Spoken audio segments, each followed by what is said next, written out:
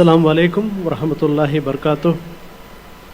Stage पे बैठे आज के हमारे प्रेसिडेंट शेख अंसारी साहब, पॉपुलर फ्रंट के दीगर स्टेट लीडर्स और हमारे दीगर गेस्ट, मेरे सामने बैठे हुए मेरे भाइयों बहनों, आप सबका मैं पॉपुलर फ्रंट ऑफ इंडिया के नेशनल कमेटी के तरफ से भी शुक्रिया अदा करता हूँ, क्योंकि आज आप अल्हम्दुलिल्लाह इतने बड़े एक तादाद में आप लोग यहाँ पर आए। मैं बार बार एक चीज़ कहता हूँ कि, और यहाँ पर भी कहना चाहूँगा कि पॉपुलर फ्रंट ऑफ इंडिया के प्रोग्राम में आना ये बहुत बड़ी बात है। कोई दूसरे प्रोग्राम में जाना, किसी फंक्शन में जाना, वो कोई बड़ी बात नहीं है, कोई भी जा सकता है। पॉपुलर फ्रंट के प्रोग्राम में जाने का मतलब है आफत को, प्रॉब्लम को इनविटेशन देना, प्रॉब्लम को इनविटेशन देना। मुझे पता है यहाँ पर भी बहुत सारे मस्जिदों में इंटेलिजेंस की तरफ से मैसेज गया होगा या सेंट्रल आईबी की तरफ से मैसेज गया होगा कि आपके मस्जिद के लोगों को पॉपुलर फ्रंट के प्रोग्राम में जाने मत दो। बहुत सारे मुस्लिम कम्युनिटी लीडर्स के पास भी सेंट्रल आईबी के लोग गए होंगे, जाकर कहा होगा कि पॉपुलर फ्रंट को सपोर्ट मत करो। और उनसे मैं सिर्फ ये कहना चाहता हूँ, आप कितना भी ये काम कर लो, पॉपुलर फ्रंट ऑफ इंडिया मुसलमानों के दिलों में बस गई है। आप क्या करने से भी लोग हमारे से दूर जाने वाले नहीं हैं। बहुत सारे हमारे खिलाफ पिछले 1 वीक या 2 वीक्स में अगर आप देखेंगे, पूरे मीडिया में सिर्फ और सिर्फ पॉपुलर फ्रंट है। प्राइम टाइम में पॉपुलर फ्रंट, सुबह 7 बजे पॉपुलर फ्रंट, यानी जितने बड़े बड़े मीडिया हाउस हैं उनके ब्रेकफास्ट में पॉपुलर फ्रंट है, लंच में पॉपुलर फ्रंट है, डिनर में पॉपुलर फ्रंट है। ये सब करने के बाद भी हम इतना बड़ा बड़ा प्रोग्राम इंडिया के अंदर कर रहे हैं। लोग हमसे पूछेंगे कब पॉपुलर फ्रंट के प्रोग्राम्स बंद होंगे। नॉर्मली बंद होने चाहिए थे ना, जब इतना प्रॉब्लम हो रहा है हमारे प्रोग्राम्स बंद होने चाहिए थे। तो एक क्वेश्चन आता है, when will popular front programs stop? Popular front के प्रोग्राम कब बंद हो जाएंगे? उनको कहना चाहता हूं, इंशाअल्लाह जब तक इंडिया में पॉपुलर फ्रंट का लास्ट मेंबर रहेगा तब तक ये प्रोग्राम्स चलते रहेंगे। और अगर वो लास्ट मेंबर भी खत्म हो गया तो पॉपुलर फ्रंट का जो माइंडसेट है, जब तक ये माइंडसेट रहेगा तब तक इंडिया में पॉपुलर फ्रंट का काम चलते रहेगा।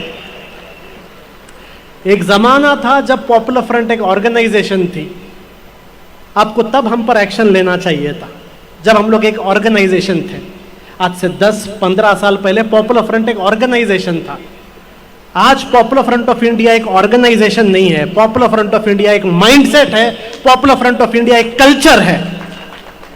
आप ऑर्गेनाइजेशंस को बैन कर सकते हैं, आप ऑर्गेनाइजेशंस का बैंक फ्रीज कर सकते हो, आप ऑर्गेनाइजेशंस का ऑफिस बंद कर सकते हो, आप माइंडसेट और कल्चर को कभी भी बंद नहीं कर सकते। ये जो कैंपेन हमारा चल रहा है, बहुत सारे लोग एक्सपेक्ट कर रहे थे कि ऐसे एक टाइम पर पॉपुलर फ्रंट का ऐसा एक कैंपेन, सेव द रिपब्लिक, ऐसा एक कैंपेन क्यों चल रहा है? असल में कैंपेन होना चाहिए थे सेव पॉपुलर फ्रंट। असल में कैंपेन होना चाहिए था save popular front, popular front को बचाओ। लेकिन हम लोग सेव पॉपुलर फ्रंट कैंपेन नहीं कर रहे हैं, हम लोग सेव द रिपब्लिक कर रहे हैं। वो इसलिए क्योंकि हमें पता है आज इंडिया में सबसे ज्यादा प्रॉब्लम अगर किसी चीज को है, हमारे रिपब्लिक को है, हमारे डेमोक्रेसी को है। और इस रिपब्लिक और डेमोक्रेसी को बचाने में सबसे पहले सफ में पॉपुलर फ्रंट ऑफ इंडिया है। क्योंकि आज 1947 में जो हमारा मुल्क एक डेमोक्रेटिक रिपब्लिक बना था, उस मुल्क को एक तानाशाही, अथॉरिटेरियन, एक डिक्टेटरशिप में कन्वर्ट किया जा रहा है। इंडिया में अगर आप समझते हैं डेमोक्रेसी है, डेमोक्रेसी दिन ब दिन सिर्फ पेपर में बाकी रह रही है। डेमोक्रेसी की सबसे बड़ी खासियत होती है फ्रीडम ऑफ एक्सप्रेशन। आज एक्सप्रेशन पर पाबंदी है, आप बात नहीं कर सकते। मीडिया वाले तो बात करना 2014 में बंद कर दिए। बड़े बड़े ऑपोजिशन पार्टीज भी 2019 के बाद बात करना बंद कर दिए। थोड़ा बहुत ऑपोजिशन और बातें सोशल मीडिया में हो रहा था, सोशल मीडिया में भी ऑपोजिशन की बातें बंद हो गई। अब फाइनल एक प्लेस बचा था जहां पर लोग गवर्नमेंट को क्रिटिसाइज कर सकते थे, वो था पार्लियामेंट। लेकिन इस मॉनसून सेशन में पार्लियामेंट में भी एक नया डिक्शनरी लाया गया है कि ऑपोजिशन पार्टी के लोग क्या बोल सकते हैं, क्या बोल नहीं सकते। जुमलेबाजी इल्लीगल हो गया, धोखेबाजी इल्लीगल हो गया, आप बोल नहीं सकते। यानी 2014 में आप रोड में बोल सकते थे, आज आप पार्लियामेंट के अंदर भी नहीं बोल सकते।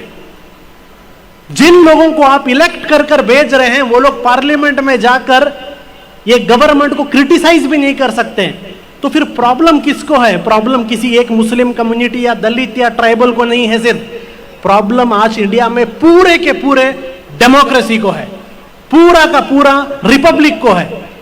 यह प्रॉब्लम आज इंडिया के अंदर है और इस प्रॉब्लम को लोगों के सामने हम लेके जा रहे हैं।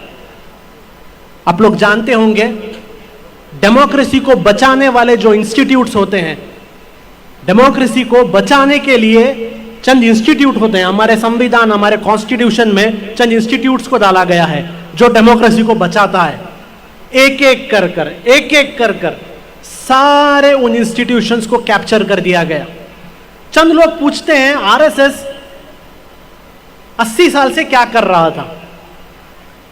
जब पॉपुलर फ्रंट ऑफ इंडिया हम लोग आरएसएस के संघ परिवार एजेंडा के बारे में यहां वहां कैंपेन करते थे, लोग हमसे पूछते थे, मैं आप लोग पागल हो क्या?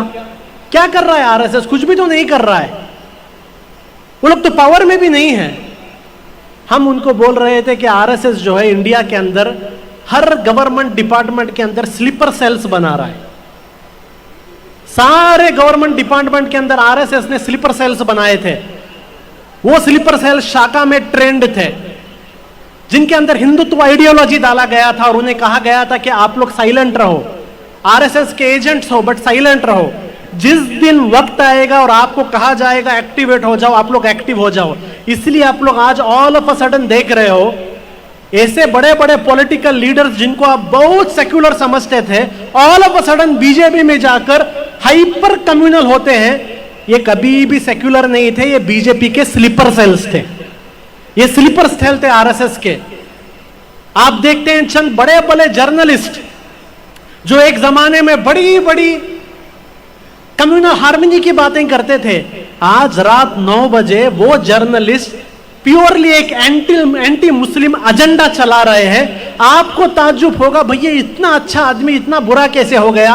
ये कभी भी अच्छा नहीं था, ये आरएसएस का स्लीपर सेल एजेंट था जिसको इतने साल डीएक्टिवेट करके रखा गया था, आज उसको एक्टिवेट किया गया है। ये स्लीपर सेल्स के थ्रू आरएसएस ने 80 साल काम किया और आज हम देख रहे हैं इंडिया के मेजर इंस्टीट्यूशंस, चाहे वो मीडिया हो, चाहे वो पार्लियामेंट हो, जुडिशरी को कंट्रोल किया जा रहा है, हर इंस्टीट्यूट को कंट्रोल किया जा रहा है। ऑपोजिशन पार्टी साइलेंस है। अगर कोई ऑपोजिशन पार्टी बात करता है, आप देख रहे हैं किस तरीके से ईडी और इनकम टैक्स का रेड्स हो रहे हैं। या तो आप ईडी और इनकम टैक्स का रेड से डर जाओ या फिर आप बीजेपी के साथ चले जाओ, पार्टी को डिवाइड करो। तमिलनाडु में बीजेपी का एक बहुत बड़ा कॉन्स्पिरेसी चल रहा है। यहां के बीजेपी प्रेसिडेंट ने भी 1 वीक पहले स्पीच में कहा है, जिस तरीके से महाराष्ट्र में शिवसेना को फैमिली मेंबर्स के थ्रू डिवाइड किया गया, उसी तरीके से तमिलनाडु में भी डीएमके को डिवाइड करने का काम चल रहा है। आपको क्या लगता है, लोग डिवाइड नहीं कर सकते? डिवाइड नहीं कर सकते। ऑलरेडी डीएमके में ऐसे बहुत सारे लोग हैं जो लीडरशिप चाहते हैं। ऑलरेडी डीएमके में ऐसे बहुत सारे लोग रहेंगे जिनके पास ईडी के और इनकम टैक्स के केसेस हैं। सिर्फ अमित शाह को उनके सामने जाके फाइल रखना है। फिर आप देखेंगे इंडिया के बहुत सारे स्टेट्स में रिसोर्ट ओपन है, वो रिसोर्ट में जाके बैठकर पार्टी को डिवाइड करने के लिए। तृणमूल कांग्रेस में भी इसी तरीके का शिवसेना एग्जाम्पल इंप्लीमेंट किया जाने का प्लान चल रहा है। डीएमके में भी चल रहा है। एडीएमके तो आपने देखा ऑलरेडी काम हो गया है। तो इंडिया में जितने भी बड़े बड़े ऐसे रीजनल पार्टीज हैं, टीआरएस है, ये सारे बड़े बड़े रीजनल पार्टीज में same to same Shiv Sena formula इस्तेमाल किया जा रहा है उसको डिवाइड करने के लिए। ये पावर गवर्नमेंट आज इंडिया में रखती है। मैं ये आप लोगों के सामने इसलिए कह रहा हूं क्योंकि मेरे सामने ज्यादातर मुसलमान हैं। हमारी एक आदत है, डूबते को तिनके का सहारा, डूबते को तिनके का सहारा। कभी कभी चंद पॉलिटिकल पार्टीज पर इतना भरोसा कर देते हैं, उनके नाम के सामने सिर्फ रजी अल्लाह ताला ना लगाना बाकी रह जाता है, सिर्फ उतना बाकी रहता है, बाकी सब हो जाता है। हमें यह बचा लेंगे, हमें यह बचा लेंगे। महाराष्ट्र में देखिए ऐसी तारीफें उद्धव ठाकरे की, पार्टी खत्म हो गई उसकी। आपको क्या लगता है तमिलनाडु में जिन लोगों को आप मसीहा समझते हैं, कल उनकी पार्टी को ये लोग अगर डिस्ट्रॉय करेंगे, कौन सा मसीहा आपका रहेगा? अगर तृणमूल को ये लोग डिवाइड कर देते हैं, कौन सा मसीहा रहेगा? तो ये जो एक मेंटेलिटी है, एक यहां वहां मसीहा को ढूंढने की, वो मेंटेलिटी छोड़िए। ये मेंटेलिटी कहीं काम आने वाले नहीं है। आपको अपने पैरों पर खड़ा होना होगा, एम्पावर्ड होना होगा, खुद मुख्तार होना होगा। ये दूसरों पर जो डिपेंडेंसी है, डिपेंडेंसी में हम नहीं जाएंगे, अलायंस में जाइए, अलायंस में जाइए, डिपेंडेंसी में मत जाइए। क्योंकि डिपेंडेंसी में आप सिर्फ और सिर्फ कूली का काम करेंगे, अलायंस में आप पार्टनर का काम करेंगे, याद रखिए। और पार्टनर कूली से बेहतर होता है। ये एक चीज हमें सोचनी होगी कि आज से 5-10 साल बाद क्या होगा। आज के बारे में मत सोचिए, 5-10 साल के बाद सोचिए। तो ये एक अथॉरिटेरियन सिस्टम इंडिया के अंदर आ रहा है। इसके साथ अगर आप देखेंगे मुस्लिम जेनोसाइड, हमने कभी सोचा भी नहीं था कि इंडिया के अंदर जेनोसाइड के बारे में कोई ओपनली बात करेगा। हम तो सोचते थे जेनोसाइड तो वो तो सिर्फ आर्मेनिया में हो सकता है, या फिर बोस्निया में हो सकता है, या फिर कंबोडिया में हो सकता है, या फिर रवांडा में हो सकता है।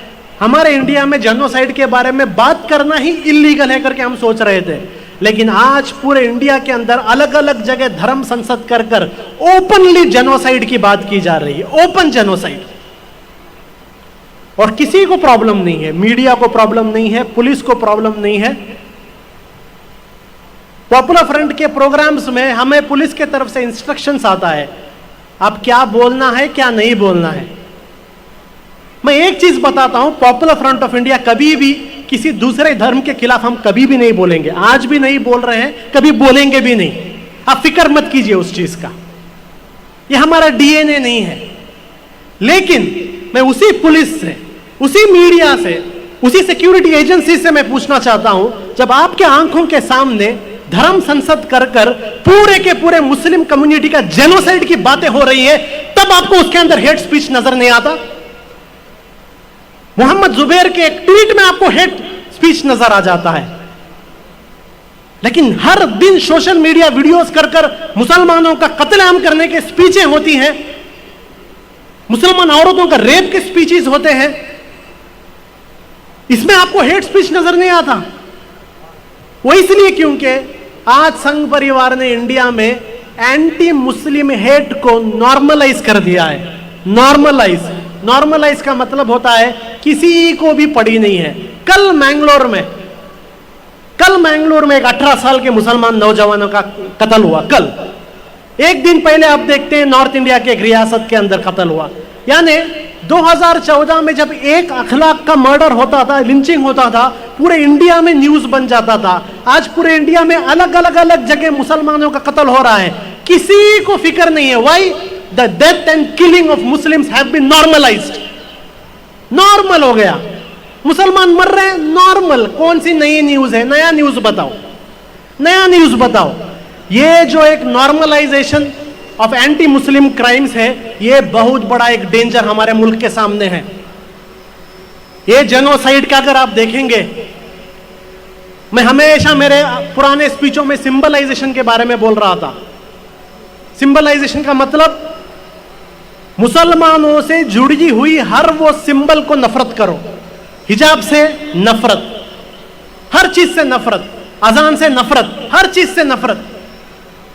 अभी जो सिचुएशन हो रहा है इंडिया में, क्रिमिनलाइजेशन ऑफ इस्लाम चल रहा है। यूपी के अंदर चंद हमारे मुसलमान साथी एक रेलवे स्टेशन के कॉर्नर में जाके नमाज पढ़ रहे थे, उन पर भी केस। आप लोगों को याद होगा एक जमाना था, आप एयरपोर्ट में जाओ, रेलवे स्टेशन में जाओ, कहीं पर भी शादी में, महल में जाओ, कहीं पर भी जाओ, नमाज का वक्त होते ही मुसलमान एक कोने में रुककर, किसी को डिस्टर्ब किए बगैर एक कॉर्नर में रखकर मुसलमान अपना नमाज पढ़ते थे। क्योंकि हमारे लिए नमाज जगह देख के नहीं पढ़ी जाती, हमारे लिए नमाज टाइम देख के पढ़ी जाती है। एक कोने में रुककर हम पढ़ते थे, किसी को भी प्रॉब्लम नहीं होता था। लेकिन आज मुसलमानों का नमाज पढ़ना ही एक टेरर एक्टिविटी हो गया है। मुसलमानों का नमाज पढ़ना टेररिज्म हो गया है, terror activity, it's a crime. ये इतने सालों का काम है। आप लोग पूछ रहे हैं सिचुएशन कब चेंज हुआ? आरएसएस ने क्या किया? ये किया कि एक मामूली एक कॉर्नर में नमाज पढ़ना भी क्राइम हो गया है, अजान देना भी क्राइम हो गया है, हिजाब पहनना भी क्राइम हो गया है, हलाल खाना भी क्राइम हो गया है। और अभी इसका और एक स्टेज में वो लोग आ गए हैं। यह आप लोगों के लिए बहुत जरूरी बात है जो मैं आपके सामने रखना चाहता हूं। अभी नया फेज में जो आप आए हैं वो ऑर्गेनाइजेशन का फेज है। ऑर्गेनाइजेशन का फेज, जेनोसाइड का मतलब यह है ऑर्डिनरी लोग जिनका क्राइम से कोई लेना देना नहीं है, ऐसे ऑर्डिनरी लोगों के हाथों में वेपन्स पहुंचा रहे हैं और ऐसे ऑर्डिनरी लोगों को वेपन्स ट्रेनिंग देकर मुस्लिम्स कत्ल करने का ये लोग प्लान बना रहे हैं। और उसी का मिजाज आप देख रहे हैं पूरे इंडिया के अंदर। आरएसएस और संघ परिवार की तरफ से आप देखेंगे वेपन्स ट्रेनिंग दिया जा रहा है। ये वेपन ट्रेनिंग क्या है? ये वेपन्स ट्रेनिंग क्या है? ये जेनोसाइड का ऑर्गेनाइजेशन जो फेज है, स्टेज है, उस स्टेज का हिस्सा है जिसमें ऑर्डिनरी लोगों के हाथ में वेपन्स दिया जा रहा है। ये सारी चीजें आज आपके सामने आ रही हैं। लेकिन पॉपुलर फ्रंट ऑफ इंडिया जिस दिन से हम लोग शुरू हुए हैं उस दिन से हम लोग ये बात कह रहे हैं। उस वक्त लोग हंसते थे हम पर, जब आज से 20 साल पहले जब हम ये सारी बातें बता रहे थे कि इंडिया में आरएसएस का एजेंडा ये है, लोग हंसते थे हम पर, ये एजेंडा इंडिया में कब होगा, वो हंस रहे थे हम पर उस वक्त। लेकिन आज हम देख रहे हैं आज से 20 साल पहले जो पॉपुलर फ्रंट ने बोला, आज वो इंडिया में हो रहा है। और पॉपुलर फ्रंट ऑफ इंडिया ने सिर्फ बताया नहीं, जहां जहां पॉपुलर फ्रंट है, जहां जहां पॉपुलर फ्रंट है, वहां पर हमने आरएसएस के इस एजेंडे को स्टॉप करने की दिन रात कोशिश की, आज भी कर रहे हैं। और उसी का नतीजा आप देख रहे हैं। इस बार रामनवमी के वक्त पूरे इंडिया में दंगे किए आरएसएस के लोगों ने, प्लान्ड दंगे किए। लेकिन आप सब किसी ने नोट किया होगा, जिन जिन मोहल्ले में पॉपुलर फ्रंट है वहां पर दंगे नहीं हुए, याद रखिए। जिन जिन मोहल्लों में पॉपुलर फ्रंट है वहां आरएसएस ने दंगे नहीं किए। यहां तक के इंटेलिजेंस के लोग यहां तक कह रहे थे कि जिस गली में भी पॉपुलर फ्रंट का पोस्टर लगा है उस गली में आरएसएस वाले नहीं आते। और ये पूरी इंडिया की बात है। ये काम हम लोग किए पिछले 20 साल से, अवेयरनेस ऑर्गेनाइज किए, लोगों को अवेयर किए, लोगों को आरएसएस का एजेंडा क्या है बताए। और इसलिए आज हमें टारगेट किया जा रहा है, इसलिए हमें टारगेट किया जा रहा है। आप ये मत समझिए आज ही टारगेट हो रहा है, जिस दिन से हम शुरू हुए उस दिन से हमें टारगेट किया जा रहा है। कितने क्या हमारे भाई शहीद हुए हैं, पॉपुलर फ्रंट के कितने भाई शहीद हुए हैं तमिलनाडु में, केरल में, कर्नाटका में। इस साल में हमारे भाई शहीद हुए हैं, ये साल में। उन्होंने सोचा हमारे पॉपुलर फ्रंट के मेंबर्स को कत्ल करके पॉपुलर फ्रंट को डराया जाएगा। हमारी तंजीम ऐसी है, जब हमारे मेंबर शहादत पाते हैं हम डरते नहीं, हमारे अंदर हिम्मत और आ जाती है। और वही आज पूरे इंडिया के अंदर हम देख रहे हैं, और बढ़ रहा है। फिर उन्होंने लोकल पुलिस को यूज किया फेक केस डालने के लिए, हुआ नहीं। फाइनली आज आरएसएस बीजेपी गवर्नमेंट को ऑर्डर दे रहा है कि हम पॉपुलर फ्रंट को रोक नहीं सकते।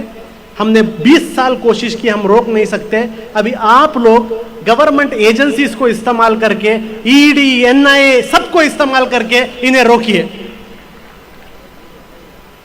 मैं अभी एक बात आपके सामने रख रहा हूं, एक बहुत बड़ा कॉन्ट्रैक्ट आरएसएस के तरफ से बीजेपी को गया है, बीजेपी की तरफ से कॉन्ट्रैक्ट ईडी, एनआईए, आईटी को गया है। वो कॉन्ट्रैक्ट क्या है?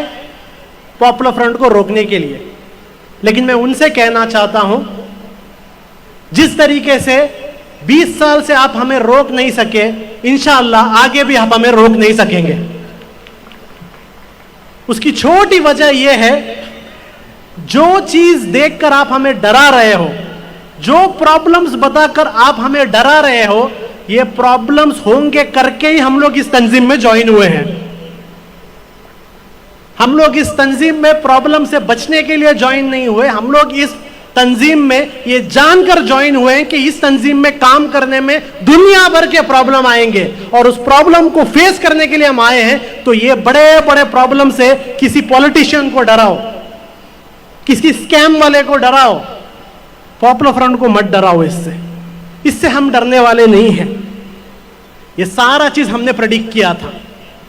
और ये जो डिफेमेशन कैंपेन हमारे सामने चल रहा है, एंटी नेशनल, हाल ही में मुझसे एक मीडिया ने पूछा, पॉपुलर फ्रंट एंटी नेशनल काम क्या कर रहा है? मैंने उससे पूछा, एक काम बताओ जो एंटी नेशनल है, एक काम बताओ जो एंटी नेशनल है, बताइए एक काम। एंटी नेशनल का मतलब क्या है? देश के विरुद्ध। क्या देश के विरुद्ध हमने किया है? क्या ऐसा काम देश के विरुद्ध किया है? देश का मतलब क्या है?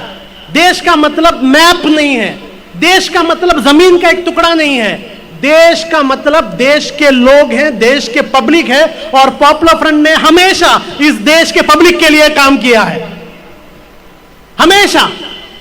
अभी हाल ही में कोविड हुआ था, ऐसा एक टाइम कि एक बेटा भी अपने बाप के डेड बॉडी को दफन करने के लिए रेडी नहीं था। वैसे टाइम पर पूरे इंडिया में अपनी जान की फिक्र किए बगैर 7,000 से ज्यादा बॉडियों को हमने फ्यूनरल कराया। जब फ्लड्स आते हैं, चेन्नई में फ्लड आया था, गवर्नमेंट फील्ड में आने से पहले वहां पॉपुलर फ्रंट के कैडर्स मौजूद थे। आसाम में फ्लड चल रहा है, आसाम की गवर्नमेंट शिवसेना के एमएलएस को मैनेज करने में बिजी थी और पॉपुलर फ्रंट ऑफ इंडिया के मेंबर गरीब लोगों को फ्लड में बचाने में बिजी थी। केरला में फ्लड आता है, ऐसी जगह जहां पर बड़े बड़े एजेंसीज के गाड़ी नहीं पहुंच सकते, वहां के पॉपुलर फ्रंट के मेंबर तैर के जा रहे थे। ये एंटी नेशनल है, लोगों की खिदमत करता एंटी नेशनल है। हर साल 1,000 से ज्यादा बच्चों को स्कॉलरशिप हम लोग देते हैं, हर साल 1 लाख से ज्यादा लोग बच्चों को हम स्कूल बैग्स डिस्ट्रीब्यूट करते हैं। ये एंटी नेशनल है, लेकिन गवर्नमेंट के मुताबिक ये एंटी नेशनल है। इसलिए हमारे बैंक्स को फ्रीज किया गया है ताकि किसी बच्चे को पॉपुलर फ्रंट स्कॉलरशिप ना दे सके, किसी गरीब बच्चे को पॉपुलर फ्रंट स्कूल बैग ना दे सके। इसलिए हमारा बैंक को फ्रीज किया गया है। ये लोग कह रहे हैं popular front of India India के अंदर डी रेडिकलाइजेशन ला रहा है, रेडिकलाइजेशन ला रहा है। जब आईएसएस का इशू चल रहा था, पूरे यूरोप और अमेरिका के लोग आईएसआईएस को जा रहे थे। 5,000 से ज्यादा लोग सिर्फ यूरोप से गए हैं। अमेरिका से कितने गए हैं? इंडिया में कितने गए मुसलमान आईएसआईएस में? बताइए कितने गए? 90 भी नहीं गए, 90 भी नहीं गए। 20 करोड़ मुसलमानों में 90 लोग भी नहीं गए। क्यों? कि उस वक्त पॉपुलर फ्रंट जैसी एक ऑर्गेनाइजेशन थी जो इंडिया में one of the first organization थी जिसने आईएसआईएस के अगेंस्ट एक नेशनल कैंपेन किया था रोड पर। हमारी जैसी एक ऑर्गेनाइजेशन थी। ये सारे काम आपको एंटी नेशनल लगते हैं, असल में पॉपुलर फ्रंट के इसी काम से ही नहीं प्रॉब्लम है कि पॉपुलर फ्रंट ऑफ इंडिया हर चीज में बात करती है। देखिए जितना कमिटमेंट से पॉपुलर फ्रंट ऑफ इंडिया गरीबों के लिए काम कर रही है, मैं बताता हूं आपको, मैं आरएसएस को भी बताना चाहता हूं, जितना कमिटेड हमारा एक मेंबर एक फ्लड में एक गरीब आदमी को बचाने के लिए कमिटमेंट दिखाता है, जितना commitment popular front of India गरीब स्टूडेंट को स्कॉलरशिप देने में दिखाती है, उतना ही कमिटमेंट जब भी इंडिया के ये फैसिस्ट इंडिया के आवाम के हक छीनने की कोशिश करेंगे, तब भी पॉपुलर फ्रंट ऑफ इंडिया उतना ही कमिटमेंट दिखाएगा। आप खामोश रहो, पॉपुलर फ्रंट भी अपना काम करेगा। लेकिन आप अगर काशी मथुरा किए, अगर आप मुसलमानों के कॉन्स्टिट्यूशनल राइट्स को छीनने की कोशिश करेंगे, तो सबसे पहले आपको डेमोक्रेटिक एजिटेशन में पॉपुलर फ्रंट ऑफ इंडिया रास्ते में मिलेगी। तो ये समझना कि पॉपुलर फ्रंट ये सब चीजों से खामोश रहेगा तो वो तो होने वाला नहीं। मैं मेरी बात खत्म करते हुए आप लोगों से एक दरख्वास्त करके मेरी बात खत्म करता हूं। देखिए, आज का माहौल मैंने आपके सामने रखा, मुझसे अच्छा आपको पता है। इस माहौल में आप लोगों के सामने दो ऑप्शन है। एक ऑप्शन ये है, जो हो रहा है होने दो, अपने आप सब ठीक हो जाएगा, अपने आप सब ठीक हो जाएगा, अपने आप आरएसएस वाले सुधर जाएंगे, अपने आप वो मुसलमानों से मोहब्बत करना शुरू कर देंगे। या फिर दूसरा ऑप्शन है, ये जो आरएसएस संघ परिवार का फैसिस्ट एजेंडा है, ये जो आरएसएस का जो एक जेनोसाइड करने का एक प्लान है, उस प्लान को रोकने के लिए आपको जो पॉसिबल है वो पॉसिबल काम आप करो। ये दो ऑप्शन है। पॉपुलर फ्रंट में तो हमने सेकंड ऑप्शन को अपना लिया है। हमने सेकंड ऑप्शन को अपना लिया है वो इसलिए क्योंकि जब भी हमारे घर में कोई बुजुर्ग आदमी आते हैं, उनसे हम लोग पूछते हैं 1947 में आप थे क्या? वो कहते हैं हाँ मैं 1947 में था। ब्रिटिश लोगों के टाइम आप थे क्या? हाँ मैं था। जब ब्रिटिश इंडिया में इतना जुल्म कर रहे थे, आपको भी बहुत केसेस हुए होंगे आपके ऊपर, तब वो बुजुर्ग आदमी अगर हमसे कहते हैं नहीं नहीं मेरे ऊपर कुछ भी प्रॉब्लम नहीं हुआ, तब छोटे छोटे बच्चे हम कहते थे इसका मतलब आप ब्रिटिश के खिलाफ कुछ करेज नहीं। ब्रिटिश इतना जुल्म कर रहे थे, आपने ब्रिटिशों के खिलाफ कुछ किया नहीं, ना तो क्विट इंडिया मूवमेंट किया, ना तो नॉन कॉपरेशन किया। अगर आप करते तो आपको भी ब्रिटिश प्रॉब्लम में देते। उसी तरीके से आज से 30-40 साल बाद जब इंडिया में छोटे छोटे बच्चे पूछेंगे, इंडिया में जब डेमोक्रेसी को खत्म करके अथॉरिटेरियनिज्म या आरएसएस बीजेपी ला रहा था, क्या आप लोग उस वक्त थे? हाँ हम उस वक्त थे। आपको उस वक्त उन्होंने बहुत प्रॉब्लम दिया क्या? नहीं, हमें कुछ भी प्रॉब्लम नहीं दिया। इसका मतलब जब वो इंडिया के डेमोक्रेसी को अटैक कर रहे थे, जब वो इंडिया में लोगों के हुकूक को छीन रहे थे, इसका मतलब आपने कुछ भी नहीं किया। क्या शर्म का एक मोमेंट होगा जब छोटे बच्चे आपसे ये पूछेंगे और आपके पास जवाब नहीं रहेगा। इंशाअल्लाह पॉपुलर फ्रंट का हर एक मेंबर उस वक्त कहेगा हाँ हम लोग थे, हमारे पीछे ईडी आई, हमारे पीछे एनआईए आई, हमारे पीछे इनकम टैक्स आए, हमारे ऊपर केसेस पड़े, हमारे खिलाफ मीडिया आया, हम उनकी सबसे बड़े ऑपोजिशन थे। और ये हमारे लिए सर्टिफिकेट होगा, सर्टिफिकेट। आज जो पॉपुलर फ्रंट के मेंबर जेलों में हैं, बेकसूर मेंबर जेल में हैं, हम उनको अपराधी नहीं समझते, हम उन्हें आरोपी भी नहीं समझते। हम समझते हैं वो आज के जमाने में डेमोक्रेसी के सबसे बड़े वॉरियर्स हैं। और आज से 20-30 साल बाद शायद बड़े बड़े लोगों को बच्चे याद नहीं रखेंगे, लेकिन जेल में रहने वाले अनशद फिरोज जैसे लोगों को इंशाअल्लाह लोग याद रखेंगे, क्योंकि ये वो लोग थे जिन्होंने डेमोक्रेसी को बचाया, जिन्होंने जालिम के सामने हक की बात बोली, अपने प्रॉब्लम्स की परवाह किए बगैर। तो आप लोगों के सामने भी ये दो ऑप्शन है, या तो खामोश रहिए और जो प्रॉब्लम आता है आंख बंद कर सह लीजिए, या फिर इंडिया के अंदर हमारे सामने आज भी जो अलग अलग डेमोक्रेटिक मीन्स हैं, उस डेमोक्रेटिक मीन्स को इस्तेमाल कर कर जुल्म के सामने आवाज उठाइए। इंशाअल्लाह अगर आप लोग इस दूसरे ऑप्शन में आएंगे, पॉपुलर फ्रंट ऑफ इंडिया की तरफ से हम आपसे वादा करते हैं आपके साथ हर कदम इंशाअल्लाह पॉपुलर फ्रंट रहेगा। एक बड़ा सवाल है जिसका जवाब आने वाला 20 साल डिसाइड करेगा। हमारे सामने ऑप्शन है, मैं ये सवाल आपके सामने रखकर कि आप कौन से ऑप्शन में जाएंगे और आने वाला मुस्तकबिल, आने वाले बच्चों को आप कैसा इंडिया देंगे, ये सवाल मैं आपके सामने रखकर मेरी बात को खत्म करता हूं। वाखिर दाना अल्हम्दुलिल्लाहि रब्बिल आलमीन। अस्सलामु अलैकुम। எழுச்சியோடு சிறப்புரையாற்றிய பாப்புலர் ஃப்ரண்ட் ஆஃப் இந்தியாவின் தேசிய பொதுச் செயலாளர் அனீஸ் அகமது அவர்களுக்கு நன்றி. அடுத்தபடியாக சிறப்புரையாற்ற வருமாறு இஸ்லாமிய இயக்கங்கள் கூட்டமைப்பின் ஒருங்கிணைப்பாளர்